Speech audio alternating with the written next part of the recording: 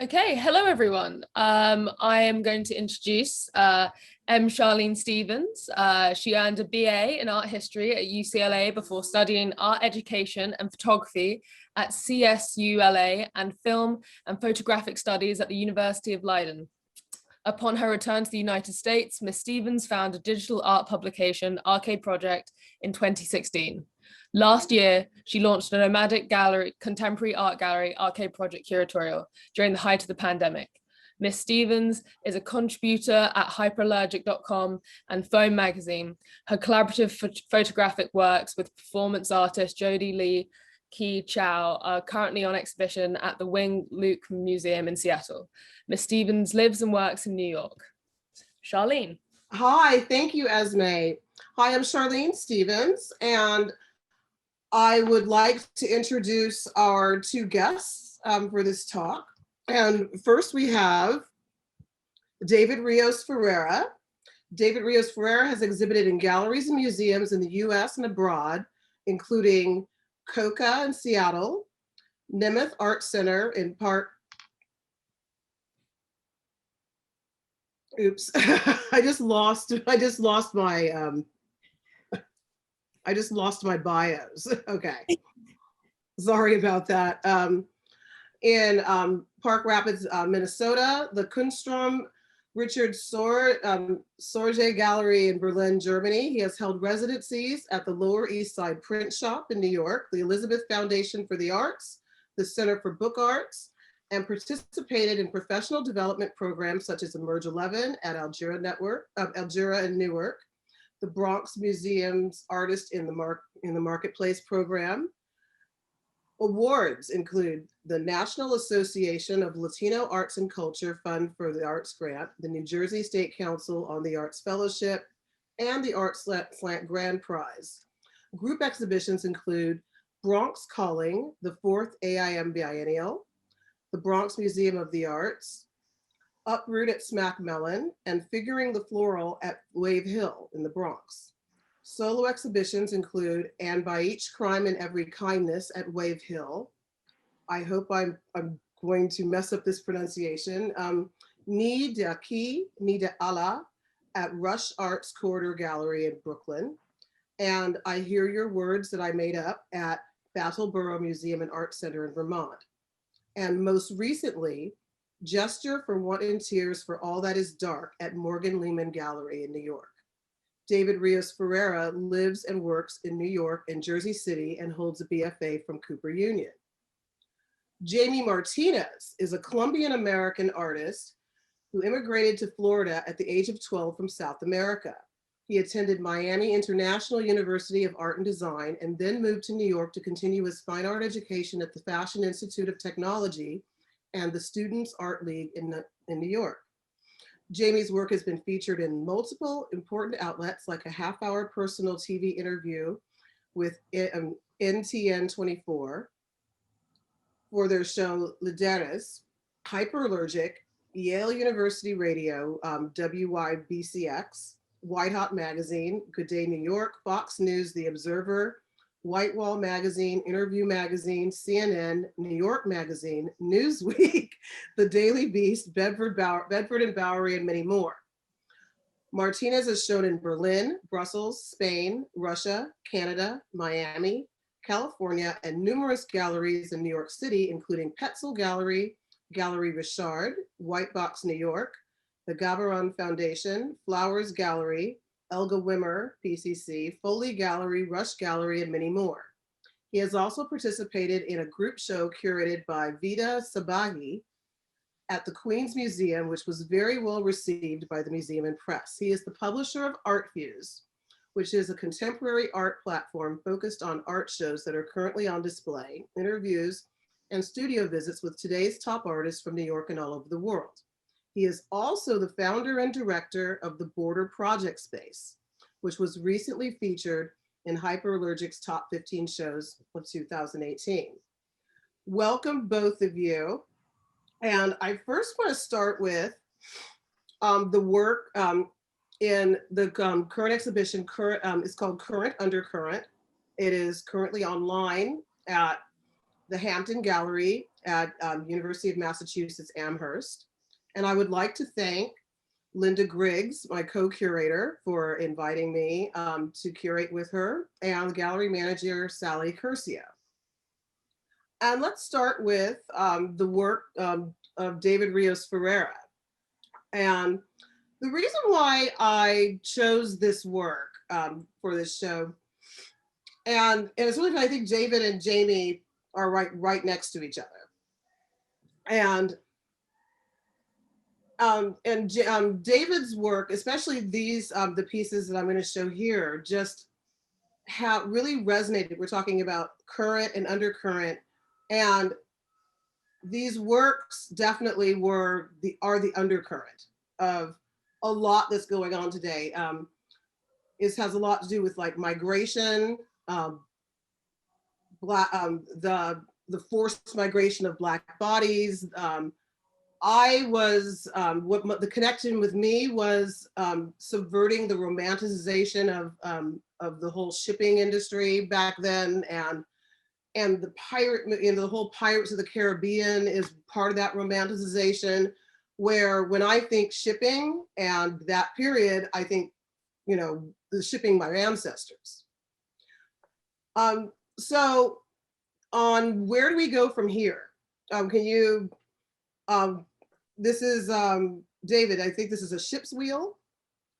Yeah, so this is essentially the ship's wheel has 8 handles. And believe it or not, this is actually a book. So this was created at my residency at the Center for Book Arts, where we talked a little bit about this idea of the animated book. And this idea of the animated book actually had a lot to do with engineering and the way you would maybe perhaps turn a page as opposed to turning a page the way we traditionally do. And it would rotate. And that really inspired me in terms of what it meant to shift a visual narrative. So if I had images that the viewer could shift on their own, and while these are sort of, in a way, randomly collaged images, that as one rotates each handle, something, a new narrative would emerge.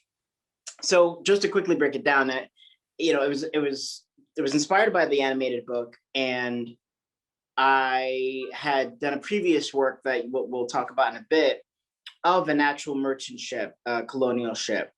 And I was thinking about what I'm sort of now coming to terms with this idea of this, what I'm calling an anchor. And an anchor for me is, what's this object that often holds so many different meanings for different viewers, for different people. The way Google works, in which you might search an image and get these varying results. And so the merchant ship started that way. And so I started to break it down and think about, well, what would be a tool on that merchant ship? And it would be the wheel. So unlike a real merchant ship wheel or pirate ship wheel, where it's a single object with 8 handles, this book is created so that each handle is essentially its own page. And so the viewer is invited to handle each handle and shift the narrative. With all my work, I'm appropriating images from children's cartoons to coloring book pages to 18th century etchings to political cartoons from the 1930s and 40s. Ultimately, really looking at how representations of colonialism, representations of the other have manifested over the course of, tens of, hundreds of years, and how those images can come together to create new bodies and new structures. And so that's where this work comes into play. The idea that these images that I'm collaging, these are laser cut clear plexi that are forming each handle page. And then I collage overhead transparency, which, with a lot of my work, there's this relationship also to the academic, to the educational, because with all my work, it always stems from this one point in history that I have a personal connection with, where on the island of Puerto Rico, from about maybe the late 1900s up until almost the 1950s, the education system there, the public school education system there that was monitored and administered by the US government was used to deculturalize the people of Puerto Rico, and how children were essentially the object for that deculturalization, which is why this idea of the reductive image, and how an image like a pirate ship that leads us, when you keep looking at the history of that image, leading us all the way to the slave ship, leading us all the way to the merchant ship, that idea of reducing an image to its most simplest form, the way one does with a cartoon or a coloring book page, really interests me in terms of dicing that all up and mixing it up and bringing it back together to reimagine the histories that we often don't talk about. Yeah, and I had a question. How do you choose? Because these images, I think they were pages from old like newspaper or magazine articles, and did you choose a specific content of the article? Like how do you choose what goes on these plexiglass sheets? Yeah, so a lot of the research that goes into any of my sort of cache of images is ongoing. So I'm often looking at a particular word and starting from there. And like I said earlier, with my body of work being inspired by this narrative of my parents being the subject of these deculturalization practices, I come back to the idea of the child. So doing searches on government databases of images, to national libraries, to Google, and looking at where does the child exist in the colonial narrative? Where slavery and the Middle Passage in particular, this idea of bringing slaves into the Caribbean, where was the child in that narrative? So just for an example, starting with that, finding images of, there's a pretty famous image from an 18th century newspaper article of, at this point in history, the English were intercepting, for England had outlawed slavery, and I apologize if I'm getting the dates wrong, but England had abolished slavery, and so we're intercepting Spanish ships and Portuguese ships that were bringing in slaves into the Caribbean and into the United States territories. And so there's one striking image of them intercepting this one ship that was full of children. And so the children were all brought on deck. And what I'm fascinated by with these images in particular is this is pre-photography, and someone's capturing a moment in history, and they're capturing it in some ways in the most, inconvenient way through an etching. For those who don't know, and I'm not actually an etcher, and I don't know that printing process in particular, but I know it's layered and laborious and has a number of steps. So the fact that you would capture this moment, I mean, in that time you had no choice but to capture the moment in that particular process, fascinated me. And so it kind of starts there. It starts to look at those kind of images, and the way algorithms work, you find this one image, and then you get suggestions as to other images that are related through various other sources like national libraries and online collections. And so things like that will start, I just spiral. And I find, and in a lot of ways, there's also a sense of word association. So words like child, words like landscape, words like ship, words like slavery, how does that get distilled into specifically the hand-drawn image, specifically things like the etching or the woodcut, and then all the way to this, modern day illustration. And so that's how I start to gather these images. And can we look at can we go to the next image, Esmé? And this is actually the ship. And and I definitely wanted to show the detail, because this one just really just hit me right here. And then reading more about it, and I don't know if I got it from, I think I may have gotten it from your info, David, but is this actually about the Zong, or is it, was this article actually about this Because there was a remote, it was reminiscent of this Turner painting about this slave ship, the Zong, where they found they could make more money if I think there was a storm and they chose, instead of, you know, saving the human cargo, that they can get more from an insurance payout for lost at sea. So they just threw the cargo overboard and, you know, got their money. And this image, what do you know what story this image is from that you incorporated into the work? So this one in particular is actually from those searches around depictions of the Middle Passage. And so there are so many images that are brought into, you know, that come up when you do those searches. And this one in particular struck me because it was slaves being thrown overboard. And, you know, when you find some of these online databases, there's some information about the images, and then there are times where you just find a date. And so, you know, this is one of those images that really struck me because, I mean, so for those who, you know, to understand also what it means to be, to identify as Puerto Rican, to be of mixed race, there's something, you know, we talk about on the island, and I also will make the distinction, I'm considered a mainland Puerto Rican, which means that I was born in the US. And that is a very, you know, make it very clear that that's a very different identity and a very different life experience. But ultimately, you know, this idea that we are the three faces of Puerto Rico, which is actually the name of a mural that you find in, I believe it's Ponce on the island. And it's an image of the African slaves that were brought to the Caribbean, the indigenous Taino that were there when pre-colonial contact was made, and then the Spanish colonialist, you know, image. So these three faces, and there's sort of a sense of pride, which is often debated. I think there's certainly an issue of colorism on the island and other islands in the Caribbean.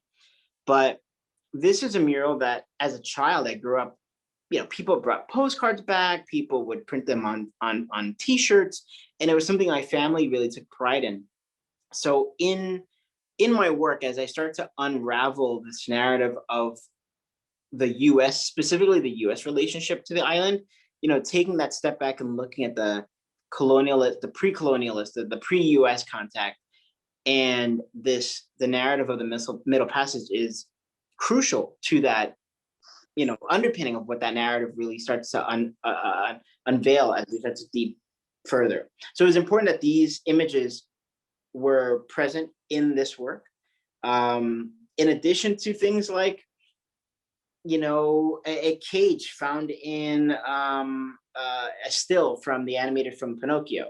And so making those combinations, like combining images like this to animated images that are depicting those who are captured or enslaved, or this idea of cages, to other pop cultural images, to indigenous imagery, things like, you know, there are elements of Taino sort of wall petroglyphs that are in this work, but also, you know, when you start to think about doing grand searches for indigenous drawings, and there's not a ton of Taino references out there, you start to then, again, this goes back to the way the algorithms work, you get influences from other South American indigenous cultures, Native American, United States-based indigenous cultures, and they make their way into the work as well. So with both this and the steering wheel, I think of them as drawings. So they are collaged onto three-dimensional forms that in the end they are sculpture. But I'm really interested in the way these lines converge to create a new form and I think of them as bodies, because I feel, and this is something that's sort of a thread through with all my work, is that our bodies are a repository of history. Our bodies are the byproduct of, you know, research that comes out in terms of epigenetics, or these histories that we carry within our bodies, both genetically and in some ways philosophically. And I just wanted to mention, like, and also the reason, you know, we're talking about current and undercurrent. We have current, you know, which has been Black Lives Matter. I don't even know how many people have been killed since Derek Chauvin got convicted. Like I think I'm behind on 3 or 4 like police killings. Because I just disengaged from the news for a bit to get some work done. But it's like every other day to me. And during the pandemic, we were trapped inside and we're watching just all these, Black people just getting killed, just this state-sponsored violence, and finally being fed up with it. But this image just really just hit me to my core, because it just illustrates that Black bodies never have had value in the United States. Mm-hmm. That when you say Black Lives Matter, we first have to look at the original sin, where Black bodies were treated like property and tossed over ships to settle the weight, make an insurance claim. But this is why, we say Black Lives Matter. This is what we're saying. We're saying that because they didn't matter, not since the beginning. And it's interesting you bring that up too, because the other thing that, what brought me to this idea of the ship, like you mentioned earlier, it kind of came from just this childhood notion of the pirate ships, the Pirates of the Caribbean, or the pirate ships you see in Peter Pan, and starting to do more research and starting to do a little bit deeper digging into that narrative, and learning things like that these ships were actually once slave ships that were reclaimed. And that in a lot of ways, and there's a number of examples where our notion of the pirate is not, it's not the characters from the Caribbean, from the films, but are actually black male and female pirates. That there's it was the opportunity, for escaped, for people. Yeah, you get this. If your ship gets intersected, there's an opportunity to make a living, and have a family and have a community, because Black, Africans were, kind of, off of the continent, stateless, and in danger of being captured and re-enslaved at any moment. So why not, fight the good fight? Yeah, and get what you can. I want to move, because this hour goes by very quickly. Jamie Martinez's work, and what and this is another, thing about, with colonialism, and what I loved, because what resonated with me when I was studying art history as an undergrad, most of it was ancient Western and Near Eastern, but the non-Western, I just dove into like all of the pre-Columbian classes. I had a just amazing professor, and I just looked at the glyphs, and like it just like yeah, you fall in love. And there's a story behind this. I guess this is Herman de Soto, and can you tell us about, because there's there are layers, there are many layers to this composition. Sure. Whereas first Hernando del Soto, he was really just a ruthless conquistador, plain and simple. So in my work, I'm from the Pijao tribe in Tolima, Colombia, which is obviously South America. And I play around with the spells to try to cross into the underworld and all kinds of work, Egyptian, and obviously I've moved into Mayan for my last 4 or 5 years, because it takes a lot of research to even get to know anything. And they're still finding that stuff. So with him, since he was one of the ruthless conquistadors, once these spells that I've been working on for years crossed me into the underworld, I have casted one upon him. So once I go into the underworld, I will be looking for him. He's number 2. Hernan Cortez is number 1. We will have some issues there. I mean, I don't know what will happen, but I use art as a vehicle to really get me into the underworld, to be plain and simple. Well, that has a connection. You're continuing a tradition when art was functional, when art had a spiritual and that's what it always was. Function. Yeah, it had to work. There is no other option. If we put your life in it, you have to create great work. There is no option. Even if it's bad work, it's really good work because it comes from you. It should. I mean, Yeah, but there's the functionality though of a lot of non-Western art, like people who like collect African masks, you know, or or um, or people who collect or people who collect pre-Columbian art. And a lot of it is taken out of context. The meaning just disappears when it just ends up on some collector's wall because, you know, a lot of these works were originally made for a function. They, you know, they were actually used in ceremonies. They were worn, you know, they weren't, the object isn't even complete until, you know, you put a body on it. And, Yeah, you know, so I'm seeing like this work is not really complete, but with a spell makes it complete. yeah. The spell is a vision I get, and when this goes through heavy meditation, and it's draining. It really is. I mean, I can paint for days. That's easy, but that little thing will destroy you almost. It'll just drain you. But once it comes, ideally, it just keeps leading to a story. Obviously, the story will continue in the underworld. So it has to work. You know, I tell some of my collectors who collect some of this stuff, if the spells don't work, then come find me. We'll see. Yeah. But ideally, and this one specifically, I use a lot of blood, gold, and greed and brutality. One of the ways it should lead me through them is through the scent of blood. It's very hard to get rid of that scent, whether it's in the underworld, this world, or not.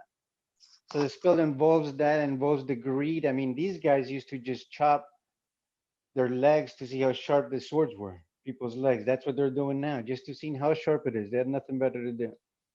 Something about Obviously, the hacking. gold, yeah, obviously gold and all of that, and everybody knows this story, the seas, just a nightmare. Well, actually, they did it in search of gold.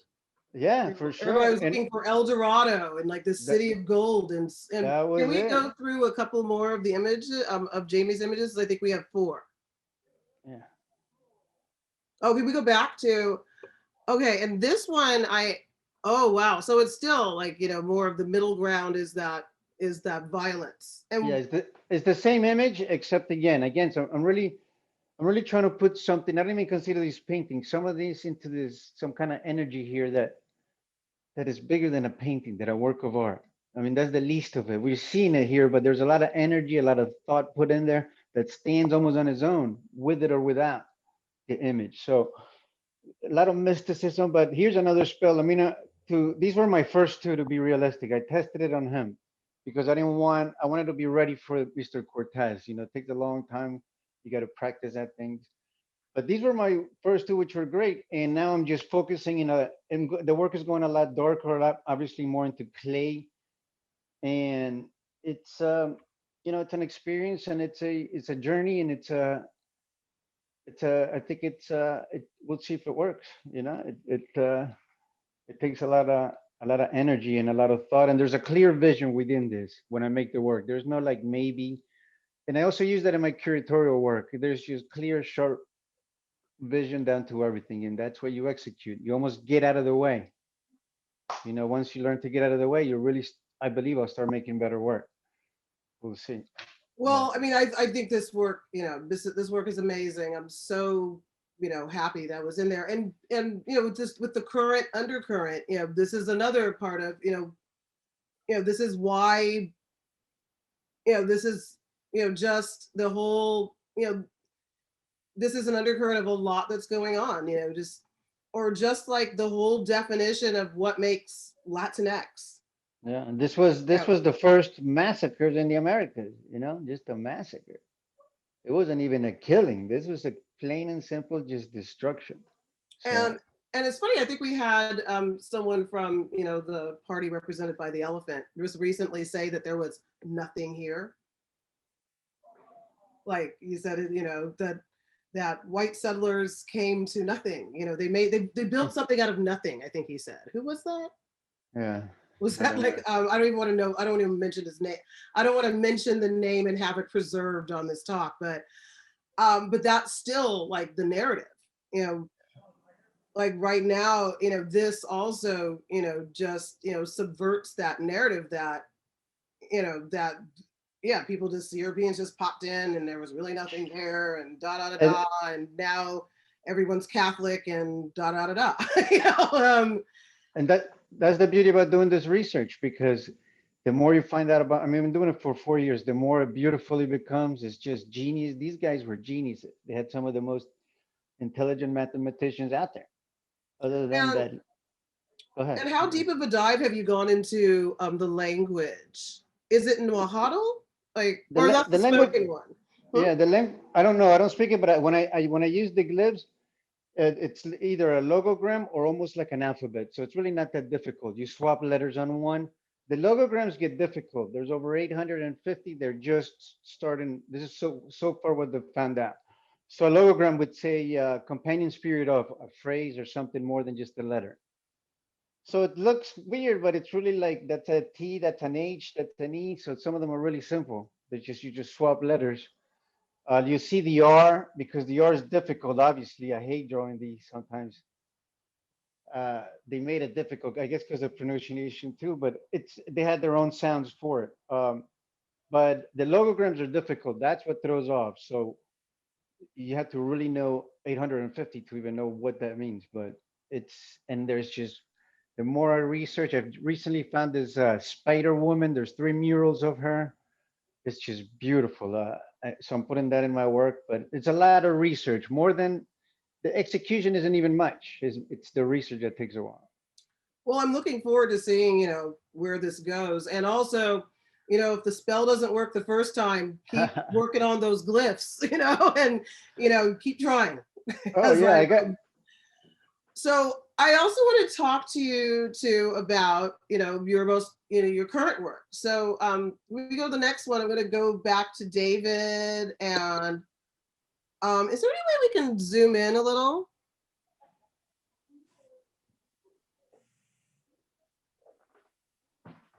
And what is the title, David? It's Bodies Burn. Bodies Burn of Longing Can Only Be the Work of Some Greater Force. And on this one, these are, you're using the child's figure when you're talking about seeing, thinking of, seeing things as a child. Is that a continuation of that approach? Yeah, so this work was created in 2015. And prior to that, and up until this point, the figure in its like really representational form was pretty common in my work. And that figure always came from an appropriated silhouette or image from Pinocchio to Astro Boy to like just familiar childlike figures in pop culture. And this was actually my first entry into looking at how these historical elements really create a landscape. And this idea of these bodies being tied to the landscape, whether they're forced to be there, whether they make up what exists, and really think, and the title in particular has a lot to do with this very complicated idea of what it was like, when you think about colonialism, and actually recent work has got me thinking about this, where how it connects to things like gentrification. And what I mean by that is that there's, to some, these very invasive gestures benefit some in the beginning. And then as it continues and as it evolves and as it sort of grows, I'm thinking like a virus, as it continues to grow, how it actually, there are these bizarre positives despite all this really negative and volatile efforts. So like I'm thinking about Jamie's paintings and all the violence that goes into the colonial, the colonial introduction, this idea of introducing and walking into a space and dominating a people.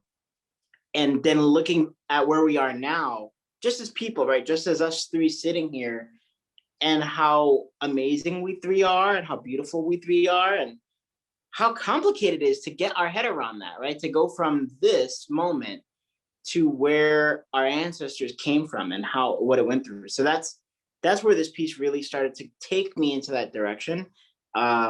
It's the first. I'm gonna break this. Can we zoom in just a little more? I just want to see, try to see, hopefully we can see a little more detail.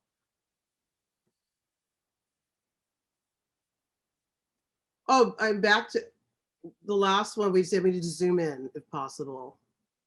Oh, I guess it doesn't want to. Because because I wanted to ask, because they seem to, oh yeah, I mean, it's not that clear, but just seeing how they're getting caught up in, these, can you, what are these children trapped in? It's rope. And rope actually, up until now, has been a pretty common motif in my work. It's one that I use as quite frankly, like a binding agent, one that forces all these images together to make a whole. It sometimes actually will censor the image, meaning I will put a ton of work into a line drawing that eventually gets covered in rope that has tied it together.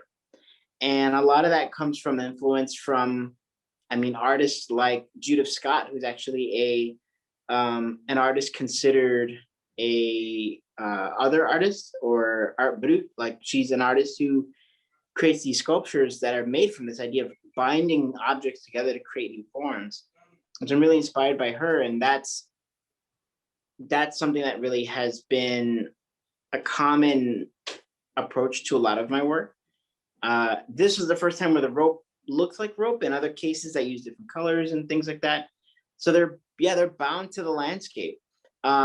In this center area that we're kind of focused in on right now is also this sort of hint of a figure that's starting to emerge from the landscape. And these little children, boys, whatever you want to call them, are making up this figure. And the question is, will this figure free everyone, or will this figure sort of abide by the rules that they've been created by? And so that comes back to this idea of benefiting from a colonialist mentality, but being the subject to it. And it's sort of this back and forth that exists in, I think, a lot of colonialist territories, but also I think it's certainly in the mainland. And but also I think we were talking about in Puerto Rico and colorism is a way of, internalized colonialism, racism, and right. How people of color and I can't even say especially Black people, because I know throughout, Latin America, colorism is like pretty, pretty strong too. But it's all like this,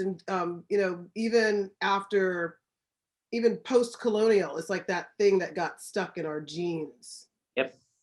Well, and it has an origin in white supremacy, right? So at the end of the day, this is informed by white supremacist methodologies that are subversive ways of thinking, ways in which we see the world, the way in which we idealize bodies, or we demonize bodies, or the way we aspire to be something and not others. And I think that ultimately informs all of this. Yeah, well, we've been taught to hate ourselves, and we've internalized white supremacy. Yeah. To the white standard of beauty, or even just who we do business with. Right. Well, and how people look back at history, right? I mean, we've accepted what's been provided by the school system, whereas there's a much more complex history out there that doesn't necessarily idealize the white hero, but that there are other people at play in the narrative. So all that is like, I know it's sort of distant from work like this in a more visual way, but it's all that kind of stuff that informs the work. Can we let's take a look at or was there is there anything else we wanted to say about the last piece? No, okay. Yeah, and this is a very recent work. Now, has this shown before? Was this in a recent exhibition? Yeah, so this is available at the Morgan Lehman Gallery currently, it's in there. So they have a flat file series, and so this is one of the images that are in their flat files. But actually, I mean, this is a great example of the work one creates when they're stuck at home in a pandemic, and really being honestly being inspired by my husband and his sudden interest and urge to create work in this time. And we decided to develop a studio practice at home and a schedule. And we're really diligent about ending our workday, ending our day jobs and really diving into creating some work. So this is one of the results of that. Oh, I see that, like, it's a child, but almost a cartoon child arm. So you still have, oh, wait, who is that? It looks familiar. So there's a mix here of, so this is a different approach too. This is where I'm diving into watercolor again. There's collage elements. The children's line paper that you're seeing is something that is always a part of my work. Again, like the overhead transparency, it's that hint of the academic, it's that hint of the scholastic that we find with children's experiences in schools. And I use it as a collage element to create these new forms. The title, though, what's funny, so Yemaya is, so she's a Yoruba goddess that was actually a river goddess that is worshipped in Nigeria. And during the Middle Passage and when slaves were brought over, the idea of bringing her over the ocean, she now became the goddess of the ocean. And she was someone that purified and cleansed. And so in this image, she is, you can't really, she's both in and out of the image, but she's there providing a cleansing ceremony for what I call the un pobrecito. And that term, un pobrecito, that came from like when I was growing up in New York, and I would meet other Latinos that were not necessarily, that weren't Puerto Rican, Dominican, Mexican. And every time they're like, oh, where's your family from? Where are you from? Oh, I'm Puerto Rican. Ay, pobrecito, they would say. Ay, pobrecito. Like they'd be sorry for me. Like there's like this term that it was tied to the history. It's tied to this like, ay, man, like, and they were, who knows how they got it? Like I think about, these are children, we're all teenagers at this point.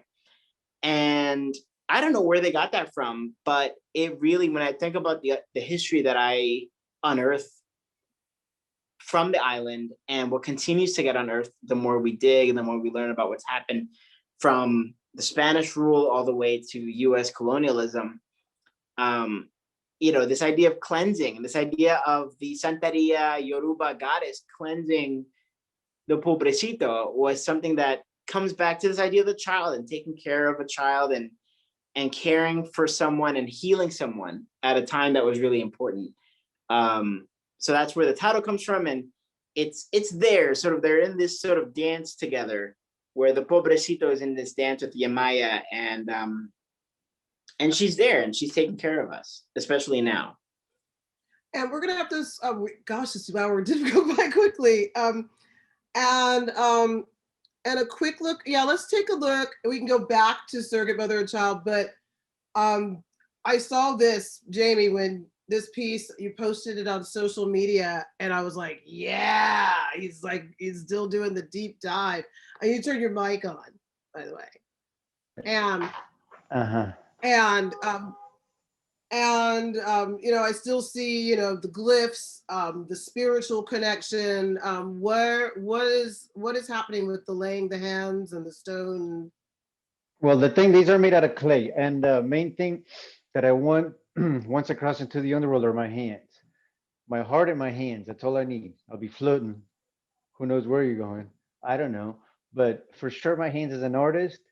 And obviously, I have some scores to settle with these conquistadors, so I'll need my hands for sure.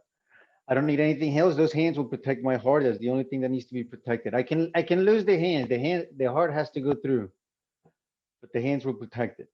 So in this one, I'm asking permission to use my hands in the underworld. I honor them and leave them here so I can use them in the afterlife. I give anything up for them. But I am asking permission in one side, and the other one, on one side it starts as companion spirit of the bat, take me to the gate of blood. And then the other one I can't reveal is more the permission side of, once I cross in there, this is something that I need. I mean, at least give me a finger or something. Maybe I just want to move things around and scare people, spook people. Well, I think you should just give, I hope you can use your hands and F Herman and the other guy up. Oh, for sure. I will need them. You need to throw some hands. So, yeah. And in this one, I put some dirt and some snake plants. Snake plants recycle air, so it has a lot to do with leaving this world into the next world and transforming Really, you have to transform. Um, and then I scratch the clay because my work is based on triangulation, and there's a whole process with that.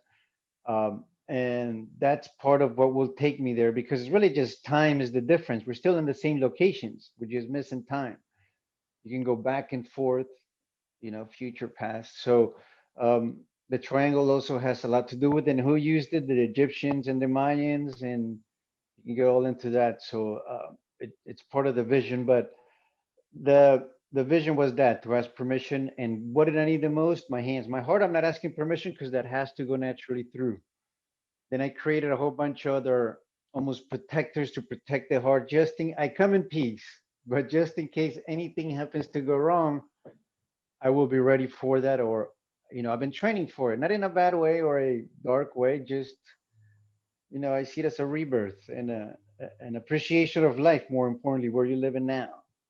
So I love how both you and David like have, brought in spirituality and and not and your spirituality, or the spirituality of, even if it's not specifically Colombia, but a region that, but really looking at pre-colonial indigenous spirituality to heal from these wounds, to find strength, to not even and just it's also just an act of self-love to say, my my gods are carrying me, or my spirituality is carrying me or protecting me, and just going back to these forms, and just going back to our ancestors is to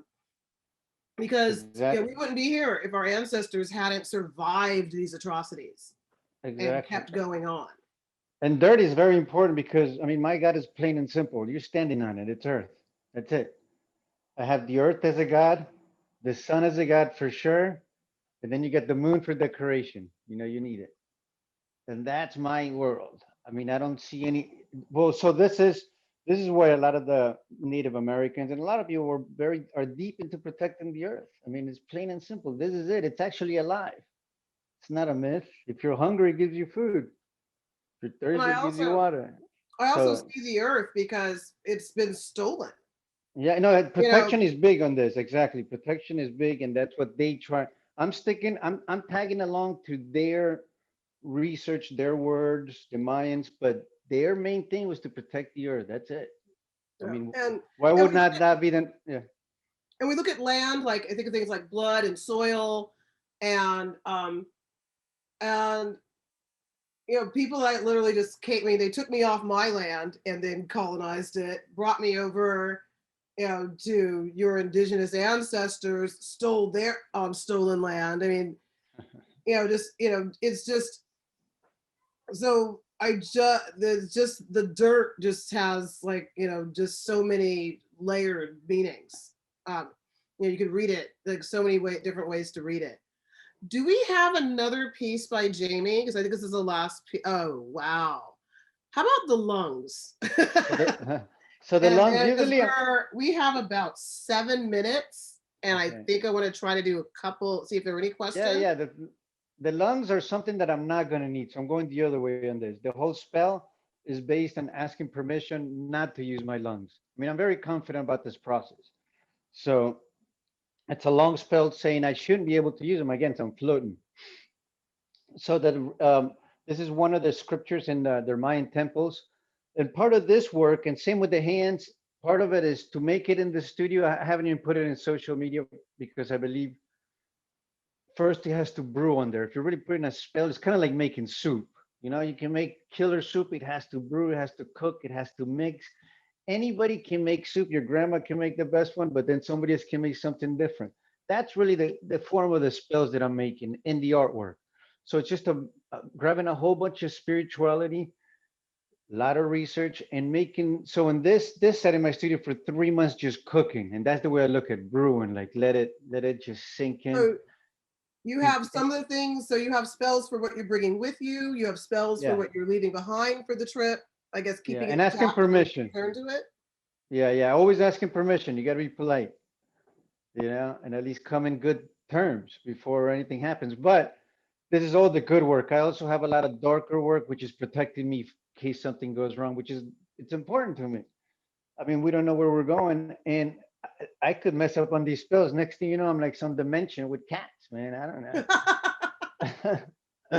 So, but the process is great because it's a lot of self-searching, and really, if I create this work, it's for something special to really let go of my lungs and breathe without them in the underworld. So it's something that I enjoy doing, and it's very Well, personal. But it's also a vehicle, like I always say.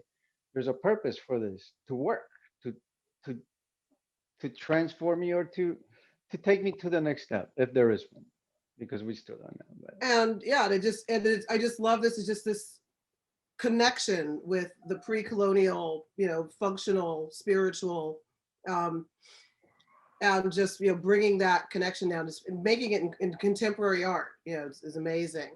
We have about 5 minutes, and so I wanted to definitely opening up for questions. You can raise your hand or put something in chat. And I guess while we're waiting, we can talk about another piece. I think Jamie, you had one more piece. Like, sure. if we get a question, let us know, Esmé. The This- metamorphosing in a snake. I cannot speak anymore. Can you repeat the I title? might have smelled it. I don't even know. Just double check. But yeah, this one is transform into a snake. I'm always practicing. One of the reasons snakes are very important is you don't know what kind of trouble are going to come in the underworld. So sometimes a snake may be your best friend. You just don't know. There's a couple of things that can happen as you cross under. Things can go very smoothly to the light, as you see and you've heard. Things can go wrong, but a snake can always come in handy because if there is such darkness behind it, it could be your best friend because then you're one of them before they even get to chop on you. So it's almost like a trick. So and a snake is very important to me. I think it's an important, I don't know, animal, and people just misunderstand it a lot and just got really a bad rap, really. So and this one I'm just using it and asking it again for its parts. The spell has to do with its slitherousness, a little bit of that charm, that dark charm it has, and it's a dark mysterious animal, a So reptile. Susanna Dunn wanted to ask, wanted to know. Well, she wants to know more about the spells and what is involved because she's like, Do they take place over a time frame, or are they a performance art? Is there a performance art aspect? I know there's a lot of historical research that's part of the spell. Yeah, no, I'm they just trying start to really. wrap my head. It also sounds entertaining too. So, I Okay. mean, No, it really starts with a vision. So you have to go into a deep meditation, and that vision will come. The spell will come, but it does come in English, not even in Spanish. I feel better using English. I'm better with it, even though my first language is Spanish.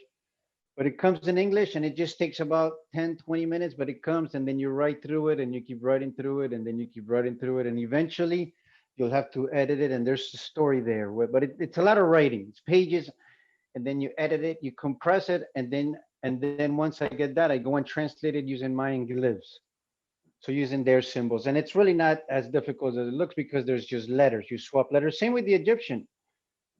It's the same. They had almost an alphabet. So, but then I'll throw in a logogram in there on too, but it starts with the spell first, and then the snake. It's not the snake, and let me get the spell. It starts with the vision first, and what I try to do is get away as far as possible and put it there. But got it's it. yeah, it's and they're draining, believe it or not. They're draining, but they're sharp and they're clean, and it's just a little dream. We all have them, kind of. Yeah. You I close wasn't your sure eyes. if the spell was something that was continuous while you were making the art, but I see it's No, something. yeah, no, it's a specific. specific vision that has to be exactly like that.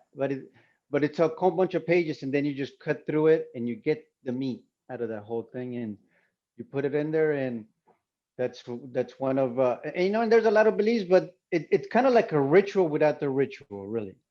Well, Because it's I'm not specific- fascinating, and you Yeah. described it in a very entertaining way.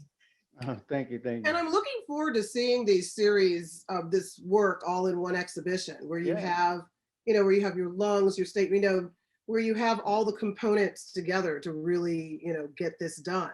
And I Thank also you. think performance with that would be amazing. You know, Yeah, but that's a tough one, you know. It's a dark performance if it is. It's not. I try to charm things up because I'm very interested in the crossover. I've been obsessed with it since I was 3 years old. I mean, you can ask my family. It's just something that I've always felt very strong about. So the way I look at life is train and learn as much as I possibly can here to take that there. There is something there. I had a near child death experience when I was young. That's the reason why I almost went when I was young, and I felt almost a betrayal of my youth. So now that I'm a grown person, I'll be ready. I'll be more than ready. I'm gonna have some friends with me too, and we're gonna have a little party. and do we have any more questions? Because we're almost at the end. And also David wants to ask Jamie something, or Jamie, because I know we didn't really get as much. Beg your Yeah, pardon? yeah, Jamie. I was thinking about, you know, when I think about your work that I've seen, when did this start to form? I mean, this is some really recent work. So like, when did this work start to form for you? Well, I had a show that I did in 2019, curated by this Berlin curators, which was a virtual reality show. And in that one, I created a portal using the Egyptian Book of the Dead, using those spells. But on that, it was a huge 20-foot, almost lifted veil, almost like a portal. And then you go into the virtual reality. The virtual reality, you would die, go into the underworld, and you would meet Anubis. That really opened everything up. I've always been obsessed with the afterlife, but that was actually almost like a physical thing I did, and I was like, wow, this is really good. Wait, did I see that? Was that I the one don't you know. had It at was Satellite back in my like years ago? no, yeah, but that was just the VR. The installation was huge, which was at Parsons at the space that Christiana Paul runs from the Whitney. Oh, I missed that. I'm so sorry. And it was, well, that really opened it up. But I was using their spells, which is the Book of the Dead is beautiful. I mean, I don't know if you read it, but one of them is Ani from the Book of the Dead. He was a merchant real quick, and towards the end of their reign, he had money, and he was able to buy a high priest to give him one of those spells. It's a 70-foot papyrus that's in the Museum of England right now. One day I'm going to steal it. Just kidding. But it actually exists there, and we wouldn't know much about the Egyptians without that, because remember the pharaohs, they'd be like, you know, let me see the spell that got you there. What spell? We don't got no spell, but they do. Now, since he was a merchant and he was a nobody, he shared it. It was almost like the internet. Here, take a look. So I grabbed that specific spell and changed his name because it's a chant. Really, it's a chant with an E. It's an Egyptian chant, sort of visually. And then I just put my initials in there. That's where I really started. And then that led to, let me try to get my own visions, and they come. You know, I think once you open art, you can really get visions, which is what we are. We're artists. You open up that endless world, or whatever world is. Well, I believe like the aesthetic experience, you know, when taking in art is very close to the spiritual experience. Yeah. And I have a question for David too. Go for it. Now, the ship is really, man, just amazing. What started you there? I know you got it straight from, was it a vision or something that specifically you wanted to tackle? Because it's a big subject to tackle. Yeah. If you're gonna do it, you got to do it right.